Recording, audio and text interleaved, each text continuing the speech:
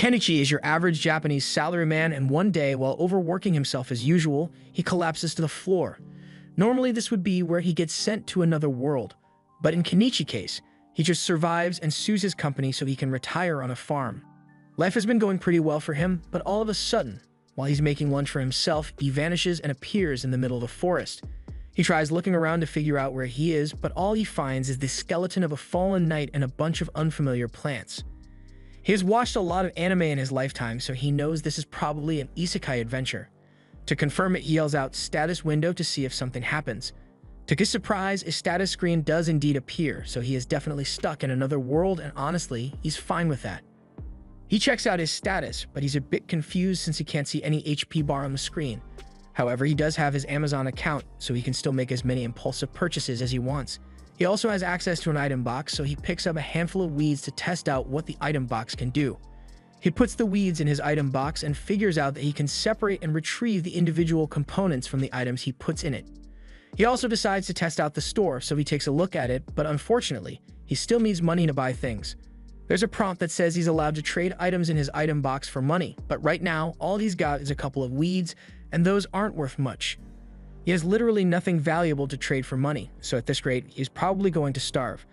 But just then, he notices the shiny equipment on the dead knight, and since he's dead anyway, it's not like he needs it anymore. And the first thing Kenichi does is buy some daily necessities and some bread from the store.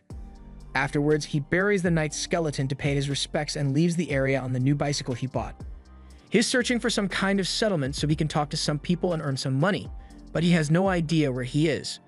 For now, he decides to just set up camp for the night since he's not going to find anything today. However, if he doesn't find a city, he plans to resell some of the things he buys from the store to gain a massive profit.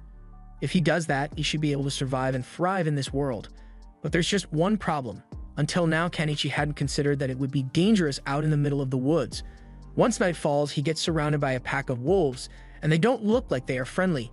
Kenichi freaks out because he knows he's dead meat if he doesn't act fast, so he turns to his store and immediately tries to purchase the biggest gun he can find.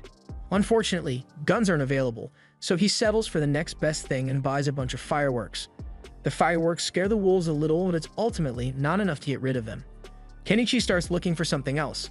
He eventually finds a slingshot and uses it to fire balls at the wolves.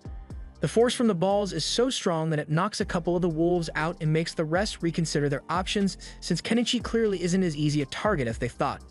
Once the wolves back off, Kenichi immediately rushes over to his bike and rides into the night to get as far away from wolf territory as possible. By the next morning, Kenichi is exhausted from all the biking he did, but he's still got no idea where he is. He buys a ladder and a telescope so he can climb up one of the trees and look at his surroundings.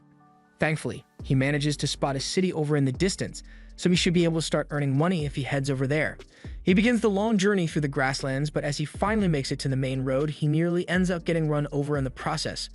The guy in the cart apologizes for nearly hitting him, and since he feels bad about it, he offers to give Kenichi a ride to the city.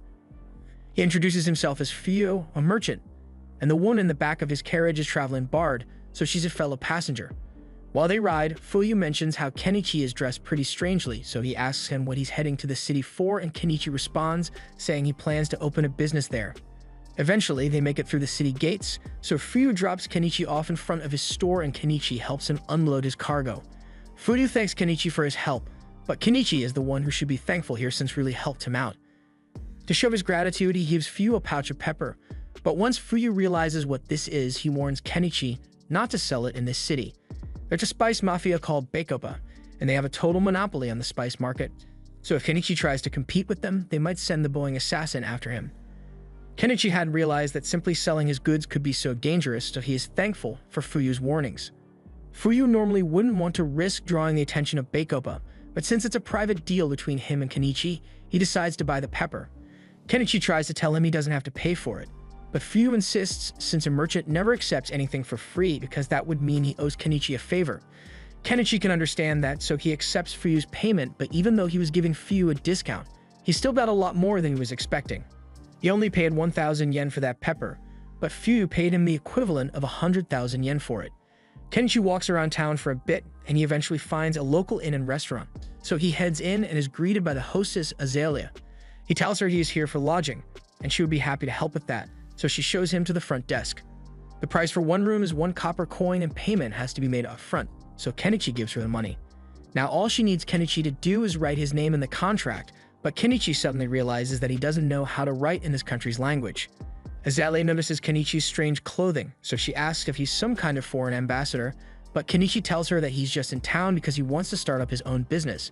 Azalea is supportive, but she doesn't think Kenichi will be accepted by the merchant guild since they require their members to be able to read, write, and do math, and he apparently can't. Kenichi is perfectly literate, but he just doesn't understand the language of this country, and as for math, he's pretty good at it, so that shouldn't be a problem. Azalea doesn't believe Kenichi really knows how to do math, so she asks him a basic multiplication problem to test him, and Kenichi answers instantly, basically making him a math genius in this world. Moving on, Azalea helps him write his name down on the contract, and since Kenichi needs to learn to read and write, he asks her if she would be willing to teach him this country's language. He offers to give her some candy in exchange for the language lessons, and as she hears candy, she's totally on board. It's basically impossible to get sweets in the kingdom of Cadon since only nobles ever get to buy things like this. In fact, if the nobles found out that she has such wonderful sweets, they would probably try to take them away from her, but she refuses to let that happen. After Azalea calms down from her sugar rush, she begins teaching Kenichi about this world's language, and it's pretty easy for him to understand since it's similar to the katakana of Japanese. The numbers also follow the same decimal system, so it's not long before Kenichi is able to read and write perfectly. Azalea is amazed that he was able to learn the language in just a few hours, and if he can do that, then he's definitely smart enough to make a good name for himself as a merchant. So she's starting to consider him as a good marriage partner. Kenichi thinks Azalea is joking since he is old enough to be her father, so he doesn't take her statement seriously. He finishes the portraits he had been drawing of her, and when Azalea sees it, she is overjoyed because it looks exactly like her, and normally only nobles get to have their portrait taken. Kenichi has given her delicious candy and drawn a portrait for her, so she can't let him go without giving him something in return, which is why she jumps on top of him, and that night, Kenichi makes it clap. The next morning, Kenichi arrives at the Merchant Guild and meets with one of the representatives because he wants to register with them. The representative gives him some paperwork to fill out, and once he's done with that, all he has to do is pay the registration fee, and he will officially be a member of the Merchant Guild. The registration fee is 1 silver, but that's like 50,000 yen, so he can't afford to pay it all at once and asks to pay it in installments instead. Thankfully, the guild allows partial payments, so Kenichi is now an official member of the Merchants Guild. The receptionist hands him an ID stick and tells him to have it visible whenever he is conducting business because it serves as proof that he is part of the Merchant Guild. Now that he has registered, Kenichi decides to take a walk around the market to figure out how much things cost around here, and overall, all manufactured goods are way more expensive than they would be if he bought them from his store. The only things that are reasonably priced are foods, so while Kenichi is there, he buys a bag of fruit from a vendor. The next day, Kenichi is working on creating a stand so he can sell his goods out in town, and Azalea is impressed by how easy it was for him to make it. While Kenichi is putting up a couple of flyers, Azalea notices that he's using clothespins, and she's really interested in these since their design is really cool. The clothespins that exist in this world are made of wood and a rubber band, but they break so easily that they are practically useless. She asks Kenichi if he's selling these as well, but Kenichi hadn't even considered the fact that something as simple as clothespins could be so valuable. Later that day, Kenichi heads out into the market for his first day as a merchant and finds a good spot next to an old lady. He asks her if she's fine with him setting up his stall here, and she has no problem with it, so Kenichi pulls his stall out of his item box. Anama is impressed by Kenichi's selection of goods, so she looks around for a bit and spots the clothespin he is selling. She really likes them, so she offers to buy a couple, and Kenichi is surprised since he didn't think she would want to support her competition. Anama points out that there's no rule saying she can't buy from him, and besides, she doesn't plan on having some sort of rivalry with him anyway. As the day goes on, Kenichi's stall begins attracting customers, so his goods are being sold fast.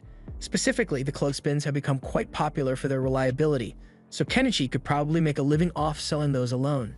However, he knows other people will eventually create similar clothespins, so he can't rely on them forever.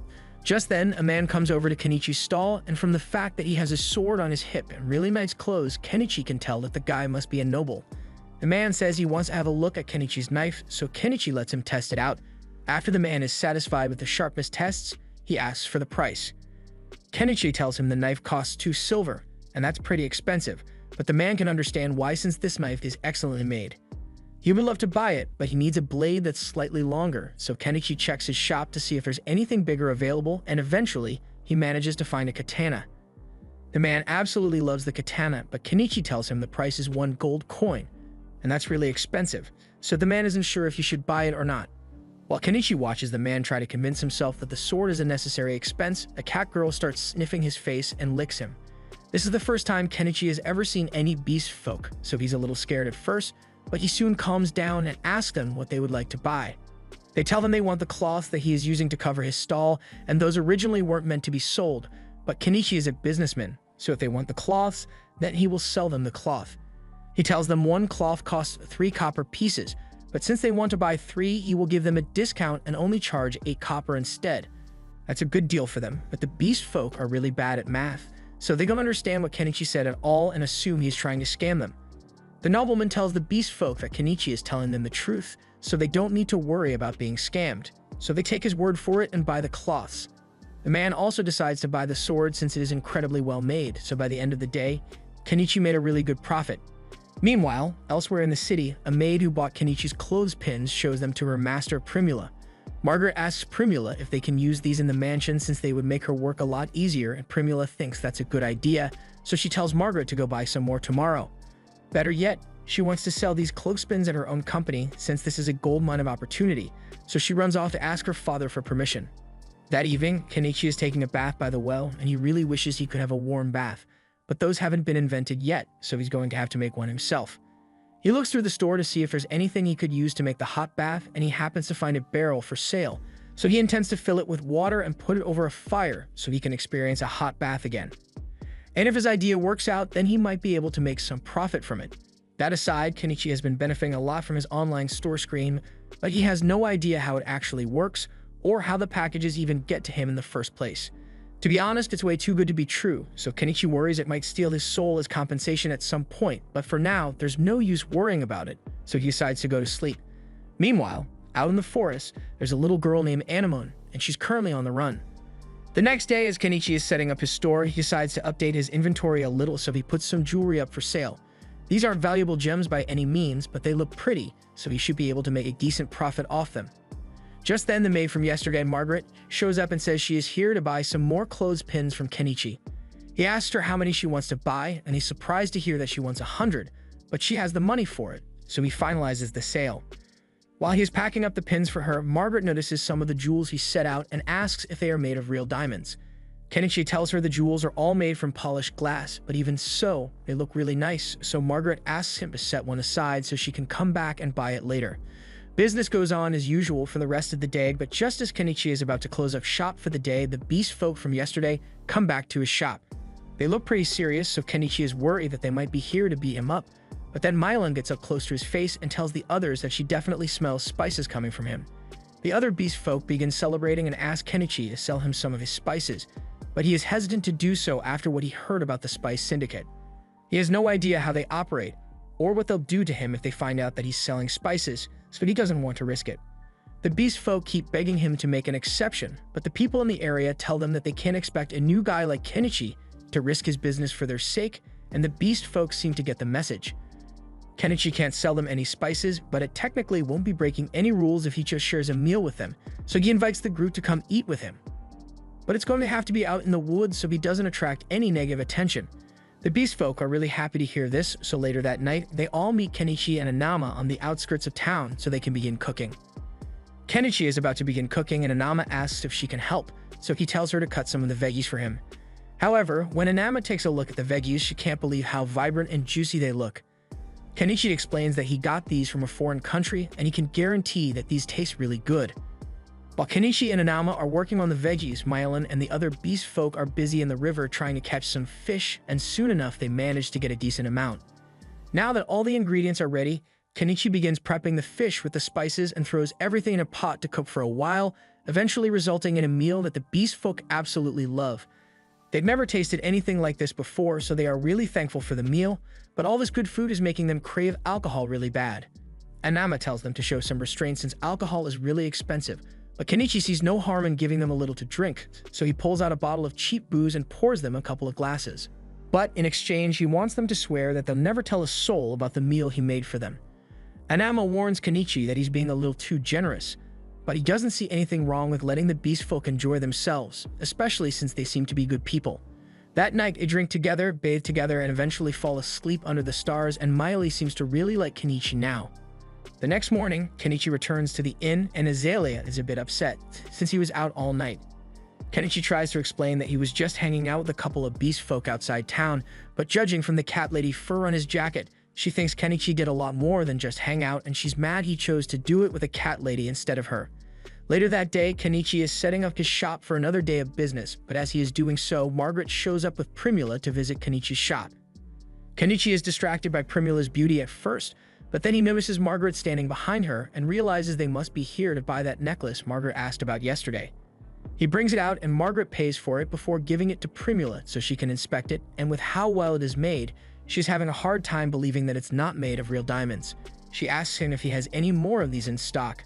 So Kenichi buys a bunch more from his store and brings them out to show her.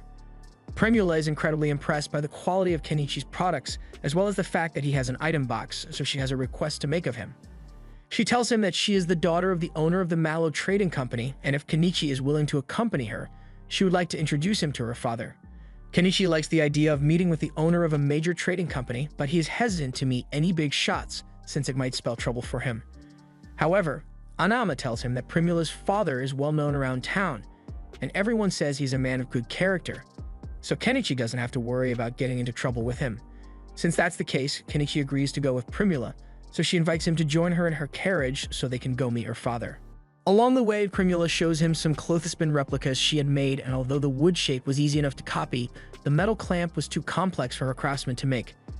Kenichi can understand why they weren't able to figure it out, because even he doesn't know how the springs are made, but he doesn't know that it's a complicated process. They eventually arrive at Primula's home, and Kenichi is amazed by how huge it is, but compared to the houses nobles around here have, Primula says this is actually pretty small. They head inside, and Kenichi is introduced to Primula's father, Mallow. They both greet each other, and Mallow invites Kenichi to have a seat so they can begin their discussion. Once Kenichi is settled in, he shows Mallow some of the jewelry he has, and Mallow is just as impressed as Primula was. On top of that, Primula tells him that Kenichi possesses an item box, and Mallow finds this interesting because he also has one. His time box is what allowed him to build his trading company to this level in the first place, so if used properly, he thinks Kenichi could become quite successful. Although, right now, Kenichi is just using it to store his supplies. Anyway, the reason Mallow wanted to meet with Kenichi is because he wants to discuss the possibility of Kenichi becoming the official supplier for the Mallow company. Kenichi had expected a proposal like this and assumes Mallow intends to market it in such a way to maximize profits. However, if that's what Mallow is after, Kenichi asks why he didn't just keep buying the items from his store for cheap and resell them later on. Mallow definitely could have done that, but that's a sneaky business tactic, and if Kenichi ever found out they were reselling his goods without permission, he wouldn't be very happy about it. Also, having a direct conversation with Kenichi like this gives Mallow an edge over his competitors who would eventually approach him as well. With that being said, Mallows would like to begin their partnership negotiations and offers to pay Kenichi 50% of the retail price for his goods. Kenichi could haggle for a better deal, but he's honestly okay with this since he's already making a ridiculous amount of profit from his online store, so he accepts Mallow's offer, and the two shake hands on it. He officially signs the supply contract, and the first few items he supplies Mallow with earn him over 1 million yen worth of coins. However, when Primula sees all the beautiful jewels Kenichi has in stock, she falls in love with them and asks her father if she can just buy these ones from Kenichi for herself. Mallow sees no problem with that, so Primula offers to pay him 10 gold coins for them, which is equivalent to 2 million yen. So for the first time since he got here, Kenichi has an 8-figure bank balance. Since he's doing so well for himself, he decides to finally begin setting things up for his quiet life and buys a home from his store. The next day, he leaves the city walls and heads out into the forest to look for a good place to set up his home. Before he left, he told Azalea about his plan so she wouldn't be worried, but she thought it was a bit strange that Kenichi was willingly choosing to live out in the dangerous forest instead of staying in the city. Once he finally finds a good spot, Kenichi purchases a weed whacker and begins landscaping the area, but he runs into a problem since even though other things from his store are pretty cheap, fuel is always expensive no matter what world you live in. There's nothing he can do about it though, so he deals with the high cost and keeps working until he has eventually cleared a path for himself to get in and out of the forest. After that, he needs to start working on getting rid of all these trees, so he buys a chainsaw and starts cutting. After several hours of hard work, Kenichi has finally managed to cut through a bunch of the trees in the area, so all that's left is to move them out of the way. However, when he tries to stuff the trees in his item box, it doesn't work. It looks like the trees are too long to fit, so he's going to have to bust out the chainsaw again and cut them down into more manageable pieces. He eventually shortens the trees into 10-meter logs, and this way he is able to fit them in his item box, so he's almost done with the tree removal. The only thing left to do is pull out all the tree stumps, but that's going to be a lot of work, and the sun is already setting, so he decides to come back and finish up tomorrow. The next day, Kenichi returns to the forest to finish the work, but after digging at the stump for a while, he realizes that this is way too much work for a middle-aged man like him, so rather than destroy his back over this, he decides to just buy a backhoe. However, once he actually sees it, he realizes he just spent 1.2 million yen on heavy machinery because he didn't want to do manual labor, and he's kind of regretting that, but at the same time, this means you won't have to work as hard, so maybe it was a worthwhile investment. He starts up the engine, but then he realizes that this thing runs on diesel, and his store doesn't sell diesel at all. He starts panicking since it would be a huge waste if he couldn't use the backhoe after he spent so much money on it. He thinks for a second and realizes he could probably make his own diesel if he mixes kerosene and some additives, but when he's about to try it out, he realizes he could destroy the backhoe's engine if he gets the proportions of the mixture wrong. So just to be safe, he decides to test out his mixture on a diesel generator first. After filling it up, he tries turning it on, and it seems to work fine, so he knows his homemade diesel will work with the backhoe, so he intends to return tomorrow to finish the job. In the meantime, he needs to do something about all the bugs out here, so the next day, he decides to head to a local magic shop to buy some bug-repellent magic stones. As he enters the shop, the wizard who owns it greets Kenichi and asks him where he's from since he hasn't seen him around here before. Kenichi explains that he's a foreigner who just recently set up a shop in town, and he's here because he wants to buy some bug-repellent stones. The wizard tells him that those stones cost 3 silver coins, but that's really expensive, so Kenichi tries to make a deal and offers to give the wizard 2 oranges if he can lower the price. The wizard has never seen oranges before, so he thinks they must be some kind of exotic fruit and agrees to give Kenichi a discount because of it. Later that day, Kenichi goes to talk to Anama, and she tells him that the wizard is a really knowledgeable guy, so he's a good person to have as a friend. Pretty much the exact opposite of the wanted criminal, Shaga, whose wanted posters have been hung up all across town. He's the leader of a notorious bandit group, so the reward for his capture is pretty big. In fact, that night, Shaga organizes a raid on a carriage full of slaves that were being transported, and who knows what he plans to do with them. The next day, Kenichi heads back into the forest so he can finally use his backhoe, and he no longer regrets his purchase because not only is it making his work a lot easier, but it's also really fun. Now, nothing can stop him from fulfilling his dream of living a quiet life in the woods, but after spending so much money on the backhoe, he's dangerously close to being broke, so he's going to have to put a hold on any further construction progress. This was the end of episode 2. Subscribe to not miss the next part.